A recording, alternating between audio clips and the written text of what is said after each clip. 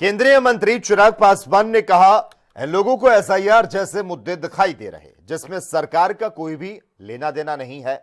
इन लोगों ने हमेशा भ्रम को फैलाकर चुनाव लड़ने का काम किया है। यह विपक्ष की रणनीति का हिस्सा बन चुका है। जब चुनाव आएगा तब एक झूठी कहानी बनाई जाती है।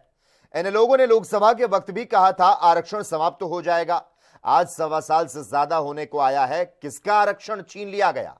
इस बार एसआईआर पर लोगों को डरा रहे हैं। बिहार में जो 65% का आरक्षण का जो दायरा बढ़ाया गया, भाई जरूरी तो ये लोग नहीं समझ रहे हैं ना। इन लोगों को एसआईआर जैसे मुद्दे दिख रहे हैं जिसमें ना सरकार का कुछ लेना देना है, ना हमारे प्रदेश के वासियों का कुछ लेना देना है। चुनाव हमेशा इन लोगों ने भ्रम फैलाकर लड़ने का काम किया है। आप देखिएगा कि विपक्ष की ये रणनीति का हिस्सा बन गया है कि जब जब चुनाव आएगा तो एक फॉल्स नैरेटिव सेट किया जाता है, भ्रम फैलाया जाता है, डराया जाता है।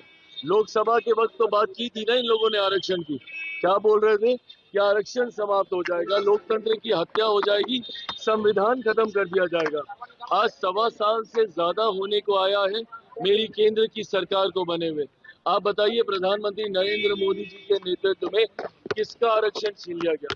कहाँ का संविधान खत्म हुआ या किसकी कहाँ की लोकतंत्र की हत्या कर दी गई? तो बार बार झूठ बोलकर इस बार इन लोगों ने एसआईआर को मुद्दा बनाया, लोगों को डरा रहे हैं कि भैया आपका वोट छीन लिया जाएगा, आपका वोट खत्म कर दिया जाएगा। पर एक बार भी इन्होंने अधिकृत आपत्ति दर्ज कराना जरूरी नहीं समझा। अगर ये मुद्दा आपको लगता है कि इतना ही ज्वलंत है और अगर आपको स्वतंत्र संवैधानिक संस्था, अगर आपको चुनाव आयोग पर भी भरोसा नहीं है तो प्रभु चाहिए तो एक बार कम से कम न्यायालय सुप्रीम कोर्ट जाइए, वहां पे जाकर आप अपनी शिकायत दर्ज कीजिए। उसके बाद दूध का दूध पानी का पानी हो जाएगा। पर सिर्फ झूठ बोलकर भ्रम फैलाना